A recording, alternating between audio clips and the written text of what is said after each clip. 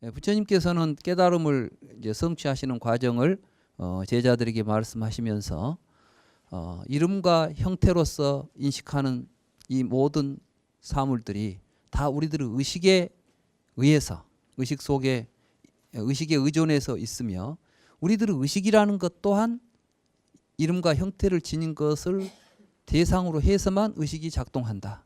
이걸 이제 상호 의존이라고 그러죠. 서로 같이 의존하고 있어요. 이게 연기예요.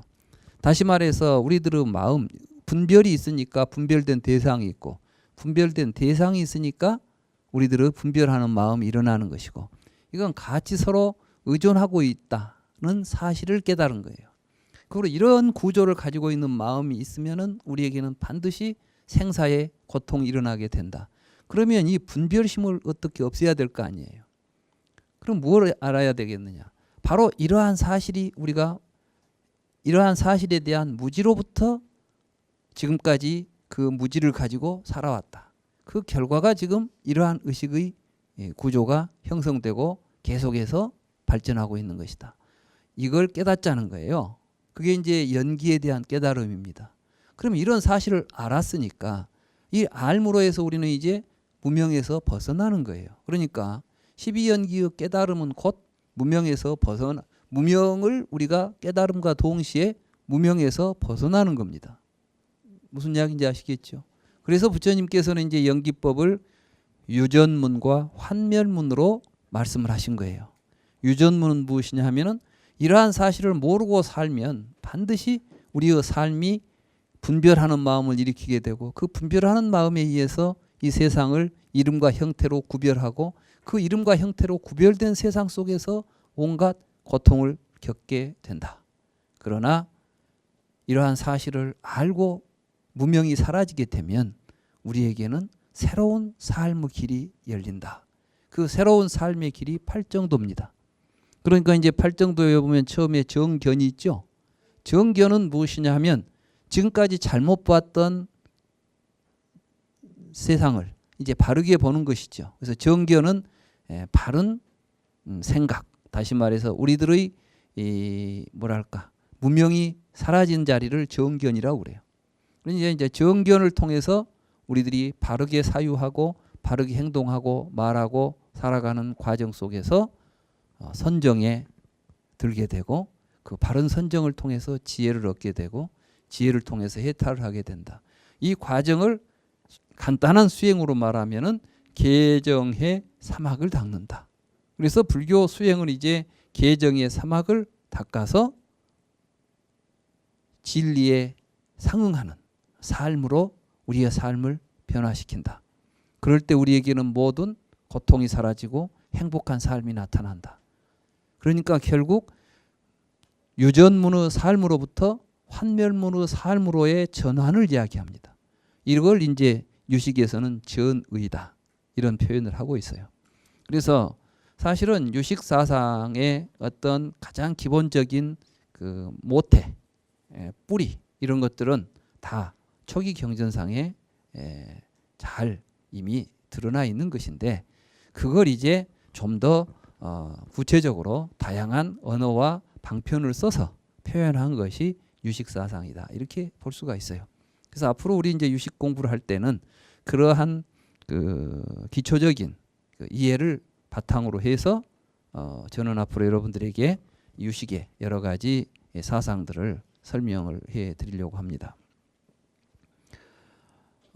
부처님께서 깨달은 연기법은 이와 같이 우리들이 겪게 되는 태어나서 늙어 죽는다는 생각 또 그 생각 속에 사로잡혀 있기 때문에 나타나는 모든 근심, 걱정, 고통, 불안 이런 것들이 어떻게 이런 것들을 해결할 수 있을 것인가 극복할 수 있을 것인가 그 문제를 가지고 그 문제의식을 가지고 깊이 자신의 마음을 통찰하시고 자신의 삶을 들여다보니까 무지한 생각이 무엇이냐 근본적으로 내가 있고 내 밖에는 세상이 있다 이런 생각이에요. 여러분들은 전부 지금 내가 있고 내 밖에는 나 아닌 세상이 있다고 보죠. 그래서 첫째 구별이 어디서 일어나냐면 가장 근본적인 분별이 나와 남을 분별합니다. 나와 나 아닌 것을 분별하는 거예요. 그리고 나 아닌 것이 모아 있는 걸 세계라고 불러. 그러니까 이 세계는 크게는 나하고 나 아닌 걸로 나누어 있죠. 나와 세계인 거예요. 근데 또 나는 내가 아닌 나와는 무관한 세상 속에 태어나서 죽는 존재라고 보는 거예요. 그 유한한 이 존재가 죽는다는 사실을 우리가 죽는다고 느끼기 때문에 죽음 뒤에는 어떻게 될 것인가 걱정하는 거죠. 그러니까 이 분별에 의해서 생사가 벌어지고 생사가 일어나니까 불안, 고통, 근심, 걱정들이 끊이지 않고 우리의 삶을 지배하고 있는 겁니다. 여기서부터 벗어나려고 하는 것이 불교고. 그런데 이게 쉽게 이해가 안 되죠. 그래서 이제 부처님 열반하신 뒤에 불교계는 부처님의 가르침을 어떻게 해석할 것인가에 대해서 이제 여러 가지 다른 이론들이 등장합니다. 우리는 이것을 아비달마 불교라고 부릅니다. 그러니까 이제 부처님께서 처음 열반하신 뒤에 초창기에는 부처님으로부터 직접 그 가르침을 받아가지고 깨우침을 얻은 사람들이 많이 있었을 거 아니에요. 이분들이 뭐 의심이 생기면은 바른 길로 인도를 했겠죠. 그러니까 그 과정에는 아비달마가 등장하지 않습니다. 그런데 불멸 후 부처님 열반하신 뒤 한 300년쯤 됐을 때에 이제 아비달마라는 이름의 논서들이 등장해가지고 우리가 지금 대장경 그러면은 3장이라고 말하죠. 3장. 경율론 3장 이런 이야기 하죠. 3장법사 있잖아요. 3장이라는 말은 경장, 율장, 론장을 3장이라고 부르고 경장은 부처님께서 말씀하신 가르침. 아까 말씀드린 대로 우리가 나 자신의 의지에서 여러 가지 괴로운 문제를 해결하려고 할 때 연기를 관찰하고 수행하는 이런 방법들이 있죠. 이걸 말씀하신 것을 수트라, 경이라고 부르는 것입니다. 그리고 이제 율은 그러한 가르침에 의해서 이러한 부처님의 가르침을 바르게 이해하고 또 그것을 실천하면서 세상에 이 가르침을 널리 펴기 위해서 처음에 부처님은 이제 승단을 만들었죠. 그래서 처음에는 이제 비구승가라고 그랬어요. 비구승가. 그런데 이제 비구만 있는 게 아니라 이제 비군들도 출가하게 되죠. 그래서 이제 비군이 승가가 만들어집니다. 또 비구와 비구니만 이제 있는 게 아니라 거기에 또 일반 제가 신자들이 우바이들이 또 승단에 귀의를 하지 않아요. 그러면 이제 그럴 때 귀의할 때 거기에 맞는 율을 설했어요. 그래서 이제 우리 이 제가 불자들에게는 5계와 10선계 또는 이제 8제계 이런 계율을 설해서 일상적인 삶에서 이 삶을 어떤 율을 중심으로 해서 이제 공동체가 형성되는 겁니다. 그런가 하면 이제 비구 스님들에게는 250개, 뭐 비구니 스님들은 370개 이 정도의 이제 많은 그 율이 어떤 그 공동체를 이제 유지하고 그 공동체가 하나의 어떠한 그 일관된 집단으로서의 그 활동을 하기 위해서 율을 만들죠. 그 율을 설해 놓은 걸 우리가 이제 위나야라고 부르고 이 위나야를 우리가 율장이라 이렇게 부르는 겁니다. 대한민국에는 헌법이 있죠. 헌법을 중심으로 해서 우리는 대한민국 국민이 되어 있죠. 그러니까 대한민국 국민이라면 헌법을 따라야 되죠. 헌법을 따르지 않으면 대한민국 국민의 자격이 없는 거죠. 그러니까 이제 승가에 율이 있게 되고 그 율을 따르지 않으면은 사실은 승가의 일원이라고 말할 수가 없겠죠. 그러니까 우리가 이제 삼보에 귀의합니다 할 때 상가에 귀의합니다 이렇게 말해요. 이 상가에 귀의합니다 이 말은 무슨 말이냐면 그냥 내가 뭐 어디 스님들한테 의지하고 간다? 부처님은 남에게 의지하지 말라 했잖아요. 그죠? 근데 왜 상가에 의지하라는 말은 무슨 말이에요? 이때 상가에 의지한다는 말은 나도 상가의 일원으로서 그 율을 지키겠습니다. 이런 말을 하는 거예요. 내가 대한민국 국민님을 선언합니다. 그 말은 뭐예요? 나는 대한민국 헌법을 지키겠습니다. 이야기를 하는 거라고.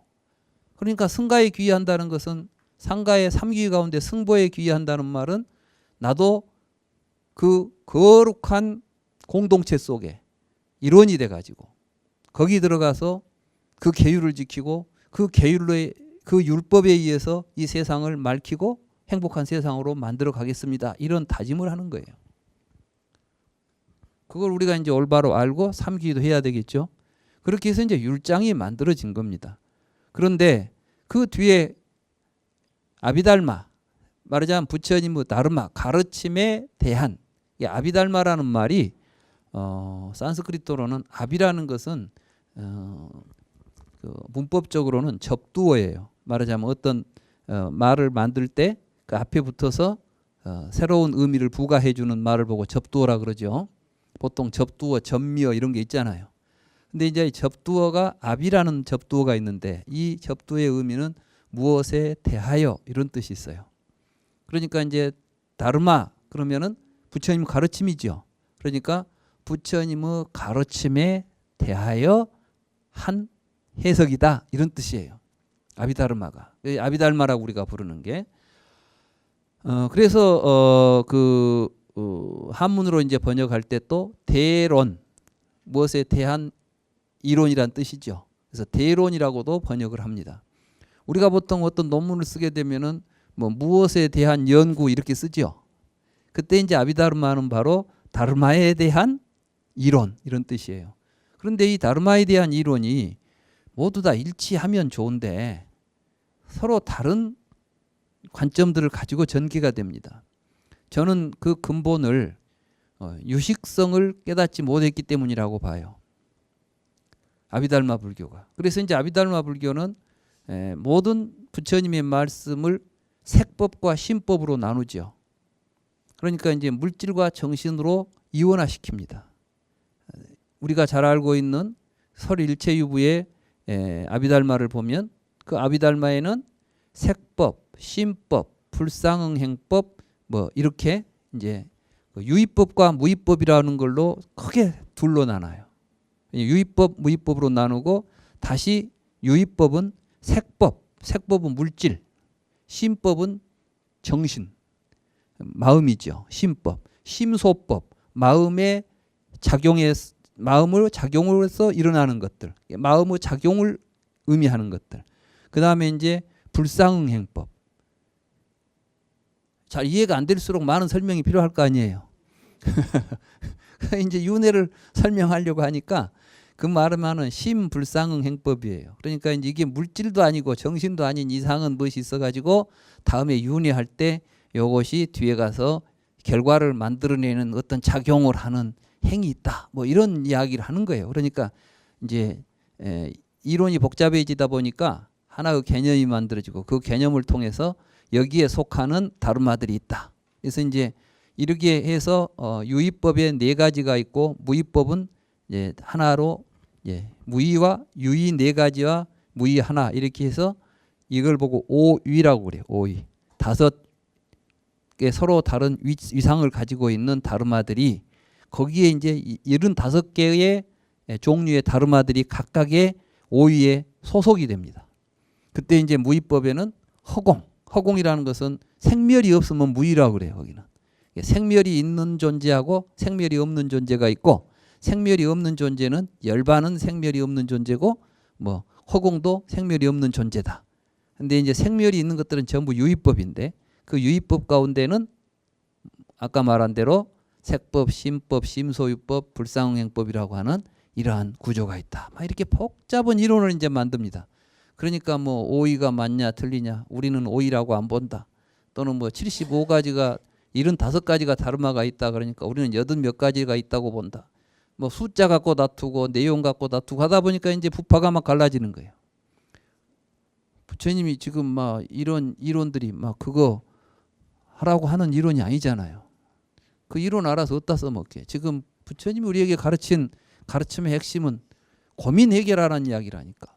고통으로부터 벗어나자는 이야기를 하려고 하다 보니까 말이 나왔는데 마치 부처님이 하신 말씀들이 어떤 이론을 이야기하고 있는 이 절대적인 어떤 개념인 것처럼 붙잡고 앉아서 이론을 만들었단 말이죠.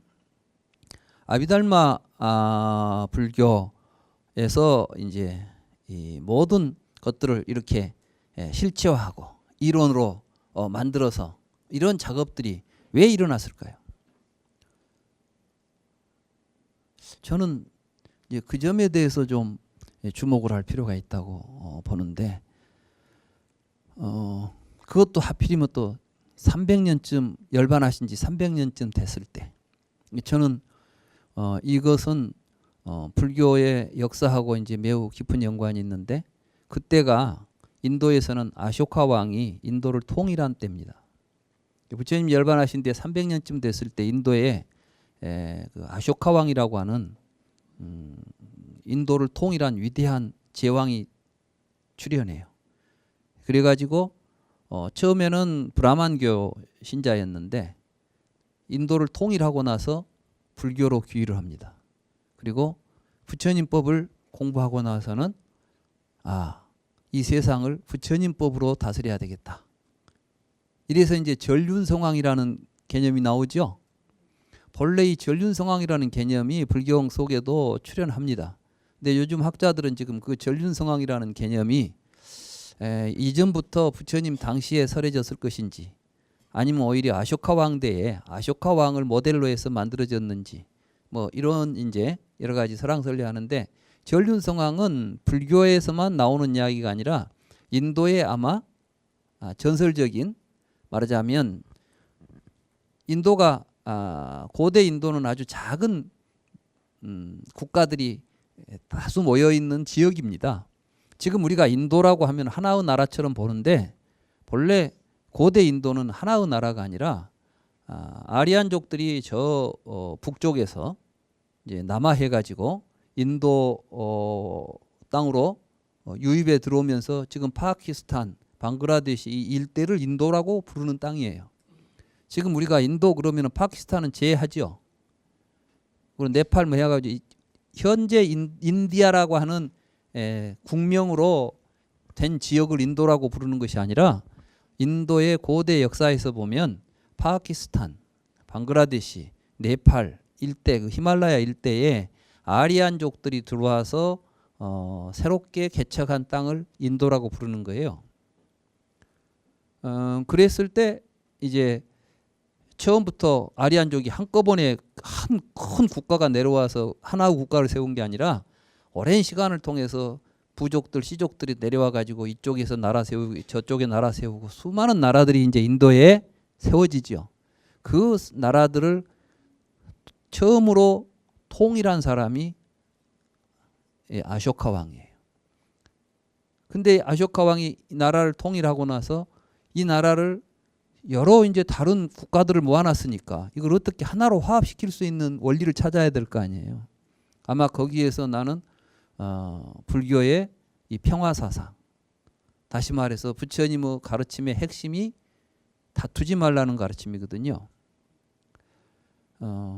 우리는 불교를 공부하면서 불교 속에서 자꾸 허상을 찾아갑니다. 막 깨달으면 뭐 신통력이 생길까? 깨닫고 나면 우리가 보고 있는 현실을 벗어난 어떤 초월적인 뭐가 보이지 않을까? 그렇죠? 막 신통력, 육신통 이야기 하잖아요. 막 천안통, 숙명통 막 이런 게 안 생길까? 그래서 혹도 주변에 보면 막 자기가 신통력을 가지고 있다고 하는 사람도 있습니다. 그런데 부처님께서 분명히 말씀하셨어요. 누가 부처님한테 신통력을 좀 보여달라고 했어요. 아마 부처님이 신통력을 조금만 보이면 많은 사람들이 다 불교를 믿게 될 겁니다. 부처님이 힘드시면 제자를 시켜서라도 한번 해보십시오. 그러니까 부처님께서 알지만 안 한다 이런 표현을 해요. 네, 이제 거기 보면 나는 제자들에게 신통을 보이라고 가르치지 않는다 이런 표현들이 나와요. 이것은 부처님도 그 신통이라는 것이 종교적 사기라는 걸 알고 계신 분이에요. 인도의 그 수행자들이 정말 청정하고만 멋지고 한 것 같지만 머리가 좋아. 그래가지고 마술이라는 게 거기서 세상에 사람 속임수를 가장 잘 쓰는 데가 그쪽이에요. 예를 들면 요가라는 것도 있죠. 거기다가 요가에서는 이제 삼매에 들어서 뭘 한다는 이 요가 철학이 나와요. 요가라는 게 하나의 수행도로 만들어집니다. 그 요가 수행의 핵심을 이루고 있는 게 우파니샤드하고 연결돼 있어요. 그래서 이제 거기서도 요가가 하고자 하는 것이 명상을 통해서 삼매에 들어가서 뭘 얻는데 그게 자기가 혼자 관념적으로 생각한 것을 현실화시키는 거예요. 그러니까 사실은 환상을 만들어내는 작업을 합니다. 그래 이제 우파니샤드에 보면 브라만을 봐야 돼요. 근데 브라만은 보지만 보이지 않는 자요, 듣지만 들리지 않는 자요. 언어로서 아무리 뭐라 하려 해도 브라만을 볼 수가 없어요. 그러면 브라만은 어떻게 해야 됩니까? 브라만을 명상하라 그래 돼 있어요. 브라만에 대해서 이제 생각하는 거예요. 브라만. 그러면 이제 뭐 떠오르지 않아요. 이게 브라만이구나. 그걸 보는 자는 무엇을 다 뭐 생사를 여일 것이고 뭐 이렇게 하는 거예요. 부처님이 그걸 해보신 거예요. 그 브라만의 자리가 뭐 무소유처다, 비상비비상처다 한 거예요. 그러니까 가서 보니까 그 브라만이다 하고 붙잡고 있을 때는 행복해. 그런데 항상 그 자리에 있을 수 있어요, 없어요? 생활하려고 오면 나와야지. 선정에서 나오면은 똑같은 거야. 달라지는 게 없어. 이게 아니구나. 그래서 이제 부처님은 요가적인 수행, 뭐 삼매 있잖아요, 삼매. 삼매라는 것을 부처님은 이제 어떻게 어느 정도까지 받아들이냐면 내가 사유하려고 하는 대상에다가 집중하는 거예요.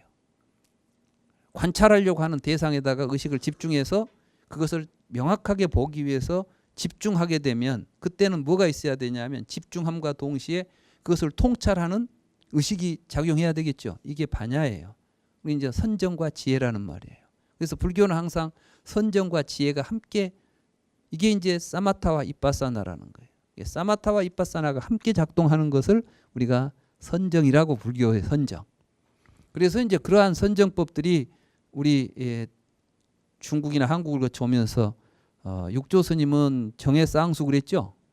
수행을 할 때는 선정에만 빠져 있지 말고 또 선정은 하지 않고 혼자 이론만 가지고 막 만들어내는 거 이제 해. 선정이 없는 지혜는 간해지다 그래서 이제 마른 지혜다 그래서 별로 그 이론만 만들어내지 별 영양가가 없는 지혜예요. 막 제가 방금 한 요 이론을 제가 이제 여러분들이 설명했죠. 이해가 됐죠. 안다 그래가지고 혼자 이제 막 이해는 해요. 말은 잘해. 근데 실제로 이제 자기가 그걸 관찰하고 그 속에서 일어나는 걸 자기 스스로 집중해가지고 자기 몸에서 일어나는 현상으로 보지 못하면은 의미가 있어요, 없어요? 아무리 제가 설명을 잘해놨어도 내 설명을 이해했다고 해서 여러분들이 절대 이 연기를 깨달았다거나 증득한 것은 아니에요. 그러니까 이걸 하기 위해서는 반드시 이제 집중적으로 자기 자신의 의식을 항상 살펴가야 되겠죠. 그러려면 삼매가 필요하고 그때게 사마타, 위빠사나라는 게 이제 알아차리는 거예요. 사마타, 위빠사나를 통해서 우리가 이제 실상을 이 연기를 체득해 가는 과정으로 수행을 만들어 놨다고. 근데 이제 아비달마 불교가 되면 이제 그런 것보다는 이제 이론화를 막 만들어 놔 가지고 복잡한 이론이 만들어졌어요. 그러니까 아비달마 책을 읽어보면은 양도 많아, 막 수백 권 책이 나오는데 읽어보면은 또 좀 알쏭달쏭한 말들이 많이 나오죠. 이런 이론들이 왜 만들어졌느냐? 아쇼카 왕이 통일하고 나서 싸우지 말라는 부처님의 가르침을 가지고 세상을 평화롭게 다스리고 싶었던 거예요. 사실은 부처님께서 꿀덩어리경이라고 하는 경에 보면 누가 와서 부처님한테 물었어요. 당신은 제자들에게 뭘 가르쳐? 그러니까 나는 세상에 어느 누구와도 다투지 않고 사는 법을 가르칩니다. 불교는 다투지 않고 사는 법을 공부하는 겁니다. 다투면 안 돼요. 다투지 않고 사는 법이 있어요. 어떻게 해야 다투지 않고 삽니까? 부처님이 이제 그때 그랬어요. 언어를 가지고 이론을 만들지 않으면 된다. 막 이제 자기가 옳다고 하려면 다른 사람이 잘못됐다는 걸 막 이제 이론적으로 설득을 해야 되죠. 싸우는 데 보면 전부 이론이 있어요. 우리가 그 이론 때문에 우리 대한민국이 얼마나 큰 고초를 겪었습니까? 공산주의 이론하고 시장 경제 이론하고 둘이 부딪혀 가지고 지금 그것이 해결이 안 돼 있잖아요. 이 얼마나 큰 불행입니까? 그 이론을 떠나면 뭐가 있어요? 무지로부터 일어나고 있는 것들이 이론 아니에요. 이걸 우리가 제대로 연기를 깨닫고 살면 다툴 일이 있겠어요, 없겠어요? 그러니까 그 말이 똑같은 말이에요. 연기법을 깨닫고 살면 다툴 일이 없다. 못 깨닫고 사니까 지금 모두 다투고 사는 거예요. 이게 불교입니다. 그래 아쇼카 왕이 그러한 불교를 받아들이면서 큰 나라를 만들어 놓고 나니까 이제는 뭐가 문제예요? 옛날에는 통일하려고 보니까 적국을 막 칼로 가서 전쟁을 일으켜야 되겠죠. 전쟁을 통해서 전쟁을 끝냈습니다. 그러면 이제 어떻게 해야 돼? 크샤트리아의 이론 갖고는 안 되는 거예요. 왜냐하면은 브라만교에서는 크샤트리아가 전쟁을 하는 사람들이에요. 왕은 크샤트리아니까. 근데 통일해놨으니 크샤트리아가 전쟁을 하는 사람들로 이제 전쟁이 일어나면 안 되잖아. 여기에는 어떤 논리가 필요하겠어요? 함께 사는 이론이 필요하죠. 하나가 됐으면 함께 살아야 돼. 그래서 불교를 나는 이제 받아들이지 않는가. 굉장히 이제 위대한 왕이죠. 자기가 불교를 믿고 있어가지고는 전쟁할 수 있겠어요, 없겠어요? 전쟁 못하지. 부처님은 싸우지 말라고 했는데 칼 들고 돌아다니면 안 되지. 그러니까 전쟁하는 동안은 칼로서 했지만 뒤에 가서는 평화로운 나라를 만든 거예요. 이게 이제 전륜성왕이에요. 그래서 전륜성왕은 전륜성왕이 나타나면 법륜을 수레바퀴를 굴리죠. 바퀴를 굴리고 돌아다니면 그 바퀴가 지나가는 곳마다 사람들이 다 항복을 해가지고 통일을 하면 불법으로 세상을 다스린다. 이게 이제 전륜성왕이지. 왕이 되고 나서 사원에다가 많은 경제적인 도움을 줘요. 다시 말해서 많은 땅을 이제 사원에다 주는 거예요. 근데 이제 사원에 돈이 이제 전답이 많고, 전답이 많다는 건 먹을 것이 많다는 거 아니요. 그러니까 이제 걸식이 제대로 된 걸식이 되겠어요? 형식이 되겠어요? 요즘 그러니까 동남아시아의 스님들이 걸식을 하기는 하는데 7집 돌아다니는 게 아니더라고. 뭐 길거리에 나오면 다 모여가지고 스님들한테 공양을 올리기 위해서 전부 준비 갖고 나와서 주지 않아요. 본래 부처님이 밥 얻어먹으러 다닌 시간은 새벽이 아니에요. 언제냐 하면은 여러분들 절에 가서 사시불공 올리죠? 그 시간이야, 사시. 그러니까 이제 사시라는 게 뭐냐면은 9시에서 11시 사이 아니에요, 보통. 그때가 언제겠어요? 집에서는 아침밥 먹고 설거지하는 시간이야. 그럼 남은 밥이 있을 거 아니요. 그럼 이제 남은 밥 좀 얻어먹고 다닌 거야, 이게. 그러니까 전혀 사람들에게 피해를 주는 것이 아니지. 그러니까 이제 7집 갔는데 밥을 못 얻으면 그날 굶는 거야, 그냥. 그리고 또 밥을 굶으면 또 어떻게 했어? 저 사람들이 얼마나 먹을 것이 없으면 스님들한테 줄 밥도 없이 저렇게 가난하게 살까? 그러니까 그들이 배고픈 때는 스님들도 같이 배고픈 거예요. 같이 느끼는 거야. 이런 말하자면 중생들과 말하자면 사회와 수행자들이 함께 호흡하고 고통을 함께 느끼고 즐거움 있으면 함께 누리고 이렇게 하는 수행을 하라고 가르친 거예요. 근데 이제 아비달마 불교는 바로 아쇼카 왕이 땅을 많이 주니까 편안해졌어. 걸식 안 해도 돼. 그러니까 어디 돌아다니기보다는 앉아서 이제 서로 이제 뭐 이야기들을 이제 뭐 자기 이론을 이야기하다 보니까 논서 같은 걸 쓰려면 걸식하면 논서가 써지겠어요? 저도 책을 한 권씩 쓰려면 한 곳에 앉아서 있어야지 돌아다니면 책을 못 쓰겠더라고. 그러니까 뭔 이론이 만들어진다는 것은 벌써 한 곳에 앉아서 머물게 된다는 것이에요. 그러면 이미 이제 한 300년쯤 지났을 때 인도에서 불교는 초기 부처님처럼 부처님 제자들처럼 다뤄다니는 게 아니라 이론 만드는 작업들이 벌어진 거예요. 서로 다투게 되지. 그러면서 이제 뭐 아라한은 이런 것이다 뭐이다 하고 이제 막 또 그 아라한에 대한 또 뭐 수행을 하면 뭐가 되는 것처럼 삼매에 들어가면 뭐가 보이는 것처럼 막 이제 이론들을 만들어요. 이런 걸 우리는 지금 아비달마 불교라고 하는 겁니다. 그 불교 가운데 하나가 지금 스리랑카로 가 있는 거예요. 그리고 그것이 이제 남방 불교를 형성하는 것이고. 그러니까 남방에서 지금 행해지고 있는 여러 가지 불교들이 부처님 당시의 불교라고 우리들이 지금 모두 이야기하는데 천만의 말씀이에요. 300년 뒤에 이미 형성된 아비달마의 상자부 계통의 3장이 건너간 거예요. 그러니까 이제 그 한계를 우리가 분명히 봐야 됩니다. 그러다 보니까 대승불교 운동이 벌어져요. 어떻게? 그 속에서 있던 사람들이 이게 아닌데, 부처님 말씀은 이런 게 아닌데. 그래서 이제 아비달마 불교에서 말해놓던 모든 교상들에 대해서 그 실체 없는 이야기들을 하는 거야 지금. 부처님은 그걸 보고 실체로서 이야기하는 게 아니라 그들이 부처님이 해놓은 모든 말씀들은 다 그 법성은 비어 있는 거야. 연기에 대한 이야기를 하는 것이지 그걸 이야기하는 게 아니다. 그래서 이제 제법 개공 반야부사상에서 이제 공사상이라는 게 등장하는 겁니다. 이 공사상은 막 느닷없이 나오는 게 아니라 바로 아비달마적인 해석에 대한 비판이 공사상이에요. 그리고 이게 이제 공이다는 이야기를 강조하다 보니까 연기하는 모습들은 다시 말해서 이 세상에 분별로서 드러나고 내가 있고 네가 있고 이러한 여러 가지 현상들을 설명할 필요가 있겠죠. 그래서 초기 이제 유식학자들은 철저하게 중도 다시 말해서 공사상에 입각해가지고 다시 이제 연기의 구조를 설명하기 시작합니다. 그게 유식으로 발전하는 거예요. 그러니까 우리가 지금 공부하게 될 유식사상이라는 것이 사상적으로 보면 부처님의 연기에 대한 깨달음, 이 깨달음이 아비달마 불교 때 왜곡되고 그렇게 해서 이제 한 200년, 200~300년 이제 잘못 돌아가니까 한 500년쯤 됐을 때, 불묘로 500년쯤 됐을 때 대승불교 운동이 일어나요. 그러니까 아비달마 불교가 한 200년 정도 지나오는 과정에서 이제 부파가 한 20개 정도, 18개 내지 20개 정도 부파가 생겼대요. 그러니까 분열이 막 된 거지.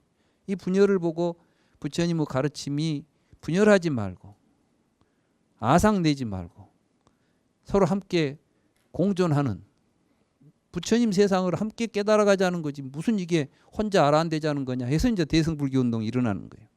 그 대승불교 운동의 핵심적 이론적 근거를 다시 정립하신 분이 용수보살이고 그런 용수보살에 의해서 형성된 불교 이론을 불교 사상을 우리가 중관사상이라고 부르는 것입니다. 이런 중관사상의 입장에서 다시 이제 우리들이 보는 세상 이런 것들을 좀 더 연기론적으로 표현하고 그걸 설명하고 올바르게 고통으로부터 벗어나는 길을 제시하기 위해서 다시 형성되는 사상을 우리는 유식사상이다 이렇게 부르는 것이죠. 그러한 구조 속에서 우리가 이번 학기에 공부하는 유식사상이 있다는 것을 이해하시고 이러한 유식사상은 그것이 유식무경 다시 말해서 우리들의 마음에 의해서 분별된 세계가 있는 것이지 실제로 밖에 있는 세계가 없다라는 이 이론은 실제로 이제 인간의 심리 또는 인간의 마음에서 일어나는 갈등, 고통을 해결하는 데 있어서 굉장히 중요한 원리입니다. 다시 말해서 여러분들이 가지고 있는 심리적인 갈등이 외부로부터 주어진 것이라고 한다면 우리는 궁극적으로 그 문제를 해결할 수 있겠습니까? 없겠습니까? 없지요. 왜냐하면 외부가 내 마음대로 안 되는데 나는 지금 돈을 막 억수로 많이 갖고 싶은데 돈이 없어요. 그래서 고민해. 그 고민을 어떻게 해결해 줘야 돼? 돈을 억수로 벌어야 돼. 근데 돈을 억수로 벌 수 있는 능력도 없고 재력도 없어. 그럼 어떻게 돼? 해결이 안 되죠. 그러니까 이제 나는 안 된다고 좌절하고 밤낮 이제 우리 삶이 그러잖아요. 뭔가 욕심은 많은데 마음대로 안 돼. 그러니까 고통스러운 거야. 근데 지금 내가 그 고통이 욕심 냈으니까 나온 거죠. 그죠? 이제 생각해 보세요. 돈을 억수로 갖고 사나 뭐 사나 오늘 하루 한 끼 밥 먹었으면 만족하지 뭐. 그러면 거기에 만족할 줄 아는 마음을 가져버리면은 돈 억수로 벌 필요가 있어 없어? 없잖아. 해결되네 문제. 지금 내가 왜 고민하고 있냐를 보니까 고민은 지 안에서 만들어 놓고 지가 하고 앉아 있는 거야. 그걸 통찰해 보자는 거야. 그걸. 그러기 위해서 유식무경이라는 말을 지금 강조하는 것이지 뭐 밖에 뭐가 있냐 없냐 이런 걸 논란을 일으키기 위해서 하는 게 아니에요. 사실은 그런데 밖에는 없어요. 여러분들이 보는 것이. 그게 이제 현대 과학에서 이야기를 합니다. 요즘 여러분들은 이제 좀 뭐 양자역학이라는 말 들어보셨어요? 예, 들어는 봤지만 뭔 이야기인지 잘 모르실 거야. 양자역학 하는 사람들도 이것은 알려고 뭐 할수록 몰라진다고 그럽니다. 이해가 안 된대. 왜 안 되냐? 우리가 지금까지 이해하고 있는 사고방식이 아니니까. 새로운 사고방식이 아니면은 이 세계는 제대로 볼 수 없다는 사실을 과학자들이 깨달았어요. 예를 들자면 여러분들이 보시기에는 이 컵이 단단하고 빈틈이 없죠. 근데 실제로는 이게 빈틈이 텅 비어 있어요, 이게. 근데 우리들은 텅 비어 있다고 못 보죠. 왜 그럴까요? 그럼 이제 이 사람들이 이제 과학적으로 분석을 해보면 이 원자로 되어 있죠. 원자의 구조를 보면 가운데 핵이 있고 가에 전자가 도는데 핵과 전자 사이가 얼마나 뭐냐? 지구하고 태양 거리만큼이나 멀어요. 비율로 따지면. 그러니까 엄청나게 많은 공간 속에 콩알만한 전자가 돌고 앉아 있는 거야. 그러니까 그 전부 공간이죠. 근데 왜 우리에게는 공간이 안 보일까요? 공간이 없어서 안 보이는 게 아니라 우리 눈에 있는 것처럼 보이니까 있는 거예요. 예를 들면 그러면 왜 그렇게 보일까요? 이제 양자역학 하는 사람들은 이렇게 말해요. 여기에 이제 전자기력이 있어요. 원자와 원자 사이에 원자가 지금 움직이고 있을 때는 거기에 어떤 힘이 작용하느냐? 지구가 태양의 둘레를 도는 때는 인력이 작용해요. 인력. 그죠? 근데 이제 과학자들이 보니까 세상에 이 우주 공간에 있는 힘이 인력만 있는 게 아니야. 우리가 지금 과학자들이 발견한 힘 중에서 제일 작은 힘, 보잘것없는 힘이 인력이에요. 근데 우리는 그게 굉장히 크게 느껴지죠. 더 큰 힘은 뭐냐면 전기력과 자기력이에요. 이게 전기, 자기 힘이 있죠. 여러분들 전기 안 보이죠? 근데 지금 이게 다 전기력에 의해서 돌아가는 거야. 전기력에 의해서 엄청난 막 공장이 돌아가죠. 지금 온 세상을 움직이고 있는 게 전기 아니요. 눈에 보이지도 않지만 힘이 있는 거야, 이게. 그 힘이 어디에 있냐면 원자들이 가지고 있는 고유한 힘들이에요. 그러니까 모든 물질들은 이제 엄청난 힘이 있는 거야. 그러니까 아인슈타인이 이제 보니까 이것도 질량이 있어요. 질량에다가 E는 MC 자선 그러죠. M은 이제 질량이고 C는 뭐 이게 이제 광속이에요. 이게 광속에 제곱을 하면은 그것의 에너지 양이 나와요. 이게 이제 원자폭탄이 돼. 근데 이것들이 원자들이 결합하면은 엄청난 에너지가 쏟아져 나온과 동시에 질량이 조금 줄어들어. 또 이것이 또 분열을 하잖아요. 핵 분열을 해도 그래. 이게 융합이든 분열이든 이게 이제 융합을 통해서 폭탄이 만들어지면 수소폭탄이라고 그래. 결합을 이제 이게 뭡니까? 이게 이제 분해를 통해서 나온 핵 분열이 일어날 때 나오는 에너지를 원자폭탄이라고 그러는 거예요. 그러니까 이제 이 모든 것들은 이게 만약에 에너지로 환산이 돼가지고 질량이 제로가 된다고 하잖아요. 그러면은 지구가 없어져 볼 정도의 큰 에너지가 이 안에 있는 거예요. 그게 전자기력이에요. 그러니까 사실은 뭐가 있네 없네 하는 것은 그 자체로서 있네 없네가 아니라 서로 상대해서 연기적으로 또 그걸 느낄 수 있는 여러분들은 마음이 있을 때만 이것은 단단한 물질로 있는 거예요. 예, 뭐 구체적인 이야기를 하면 수도 없어요. 지금 제가 이제 불교와 양자역학이라는 책을 번역을 했거든요. 미국에 이제 그 과학자가 쓴 그 사람이 불교를 아주 공부를 많이 해가지고 불교를 공부해 보니까 양자역학하고 불교가 똑같더라는 거야, 그 구조가. 그래서 이제 쓴 책이 있어요. 그래서 제가 그 책을 번역을 했기 때문에 제가 뭐 전공은 아닌데 양자역학하고 불교가 어떤 점에서 비슷한가 이런 걸 이제 좀 관심 있게 봤는데 바로 그렇습니다. 그래서 이제 양자역학에서도 우리가 보기 전에는 밖에 있는 것은 아무것도 아니다 이런 말을 해요. 그러니까 뭐 있다 없다는 이야기를 하는 게 아니라 있다는 것은 우리가 보기 때문에 있는 거예요. 쉽게 말하면 앞에 무지개가 있다 그러지만은 무지개가 보이니까 있다고 하는 것이지 하늘에 무지개가 있는 건 아니에요. 무지개는 빛이 반사되고 있는 건데 그 반사된 빛을 받아서 분별을 일으킬 수 있는 구조가 있어야만 밖에 무지개가 있는 거예요. 소리도 파장일 뿐이에요. 이 파장을 들어서 소리로 지각할 수 있는 구조가 있을 때 소리가 존재하는 겁니다. 그러니까 이제 유식무경은 사실 유식무경은 식만 있고 바깥에는 없다는 이야기가 아니에요. 연기한다. 마음이 있는 곳에 분별이 일어나고 분별이 있는 곳에 마음이 작동하고 그런 구조 속에서 세상이 있다는 이치를 알고 살아라. 그 이야기를 하는 거예요. 그런데 우리 주변에 지금 잘못하면 또 유식사상이 관념론이 돼가지고 밖에 있는 것은 아무것도 없고 마음 안에만 마음만 있다. 뭐 이런 식으로 이제 또 해석을 해버리면 이것도 유아독존이 돼. 가지고 지 마음대로 뭐가 돼야 돼. 근데 그렇게 돼요? 마음이 있을 뿐이다. 그럼 내 마음대로 상상하면 막 밖에 뭐가 나오겠네? 안 돼요. 있는 그대로 실상을 보려고 하는 것이 유식입니다. 이 유식 공부했다고 해서 뭐가 달라질 것도 없어요. 중요한 것은 실상을 바로 보게 됩니다. 이 영상이 좋으셨다면 좋아요, 구독, 알림 설정까지 부탁드립니다.